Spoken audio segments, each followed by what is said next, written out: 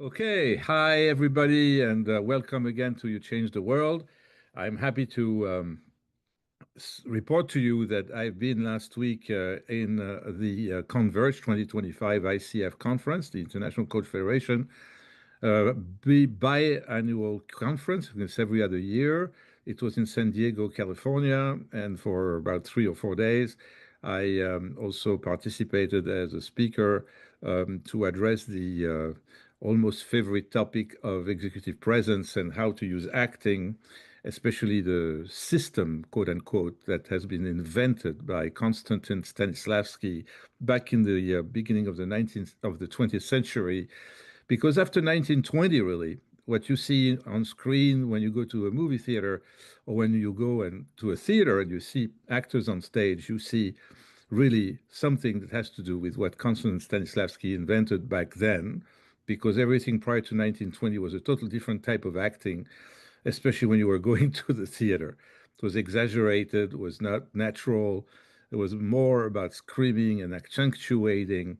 I took even the example of Sarah Barnard, who was the French famous actress who really was worldwide renowned for her talent, but she was unbearable to watch. And I even imitated her. But whatever, this was a 45 minutes session with about 100 people in the room, and I was really thrilled by how much they were participating and they were present in that meeting, and how much I also, you know, felt good to share a lot of information back then. So what I'm going to do is, as soon as the video goes out, I will take extracts of it or the entire video and post it here for your review, and I will really expect your feedback as well of how it resonates with you about executive presence and to be intentional about your impact and how you want the perception about you to be by different situations and people that you want to impact and you want to influence. Because that's what leadership is about, impacting and influencing. And this is why I think it's so crucial.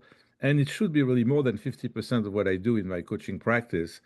It is not yet reaching that amount of percentage and proportion, but it is because everybody really understands that it becomes totally crucial to be present and to have this international intentional impact, so that really your leadership has a resonance by everybody who are working, who is working around you. Okay, so You Change the World is another time for me to say that this title is can sound extremely pompous and but it is not, because the whole reason for it and the whole essence of this title is that the truth is that you are changing the world. If you are leaders for any kind of leadership, really leading a family to be a household, leading a group of people in an organization, of course, that's the traditional type of leadership we're talking about. But there is also leading a community, leading a meeting. It's about really taking the driving seat, if you will, to get something changed and to probably, without knowing sometimes, impacting people, their subconscious, transforming their lives for the better. That has impact. That can save people's life. And we don't even know sometimes that we save someone's life. There's so many stories I can tell you and share about people I know that really change people's lives. If you would work for the fire department, or if you would work for, an ambulance company or any emergency services, and you volunteer or work for them, you know that you are saving lives. This is totally, the purpose of what you do. But indirectly, what you do in the environment of work or any environment that you have around you, your impact, your influence can really touch and reach out to anyone. What we need to remove from ourselves in order to have this impact at the better place and or best place possible is to really kind of not be selfish or self absorbed, but be completely open to the other one. It's really what it is. It's opening the space, literally, for the others to exist. And how do I bring something, a value, the essence of who I am, really, that's the whole person, into that context and that situation and bring that value. Okay, so maybe this is going to be about growth. It's going to be about bringing a deal. and contributing to growth with a very exact number in American dollars or any other currency, you are bringing a deal to the table. This deal is going to be executed. Bills will be paid, invoices with hopefully a margin and a profit, and the company can grow that way, or the organization in general. That's very basic, right? Sales, results, impact, growth. But what about meaningful human impact? Just changing someone's life because that person, through you, realizes that that person has huge value. You gave that person an opportunity to grow. You gave this opportunity for that person to be recognized. You put that person on stage to make that person visible, and that person was promoted to the next level. Or you give that person a sense of self-confidence that that person never had before. And it's very inspiring. And that's very world changing because when people feel good, they bring a lot of positivity. And, I'm not a psychologist, but people's nature, humanity, is about psychology somehow, especially about how the mind works to make everything else work, the body and the generosity, the feelings, the interactions. I make it very basic today. Now, you see this podcast and this event live on multiple channels in this world of cyberspace. You see this in LinkedIn, you see this in YouTube. Please subscribe to YouTube. I don't see one subscription more than the last time I asked you to subscribe.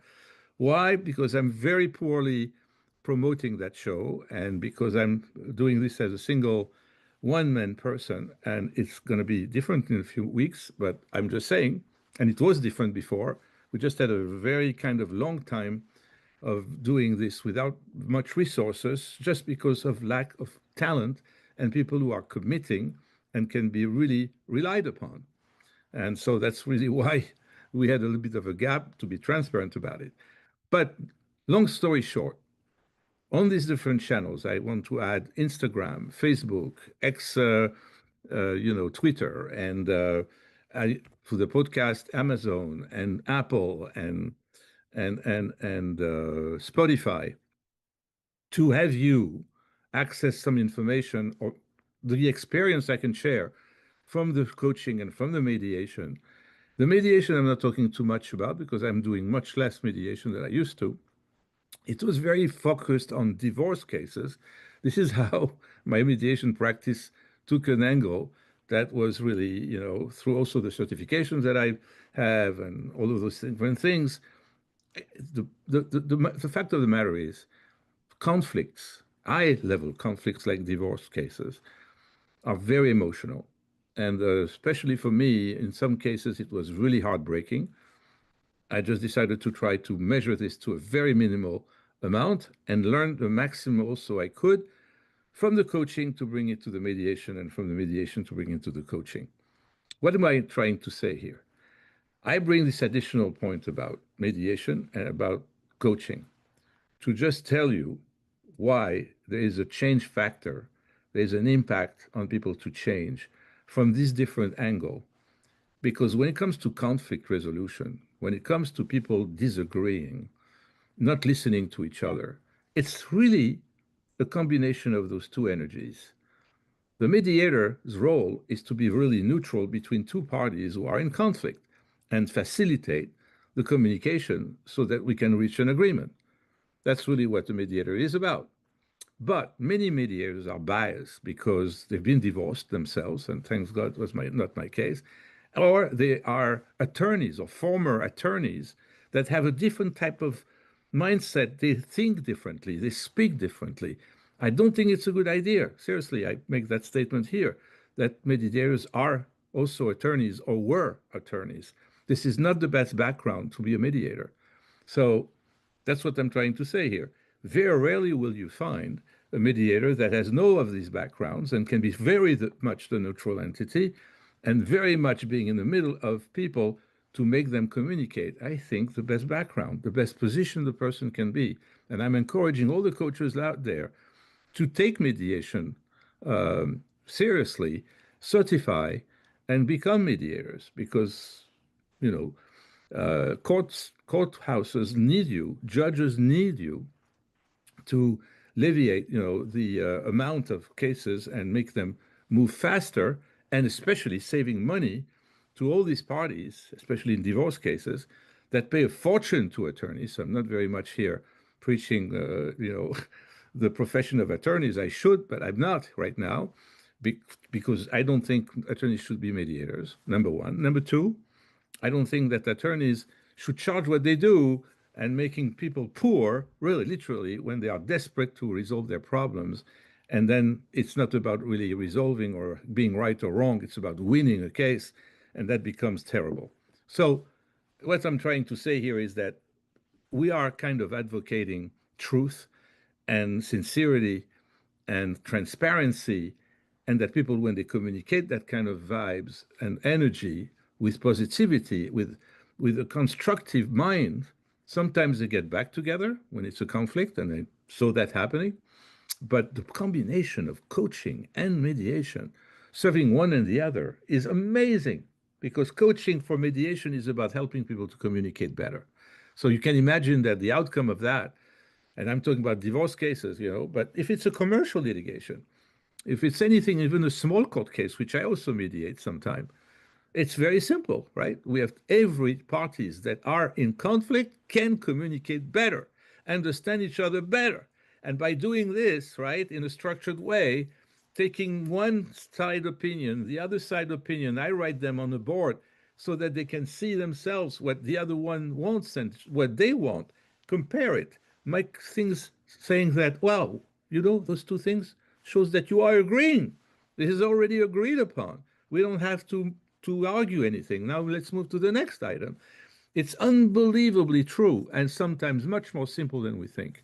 Of course, divorces are involving so many aspects, are so sensitive, that I don't want even to get there now. But we are going to, in a few weeks, I will try to focus on one session here about mediation, like we did in the past, but I didn't do it in a long time.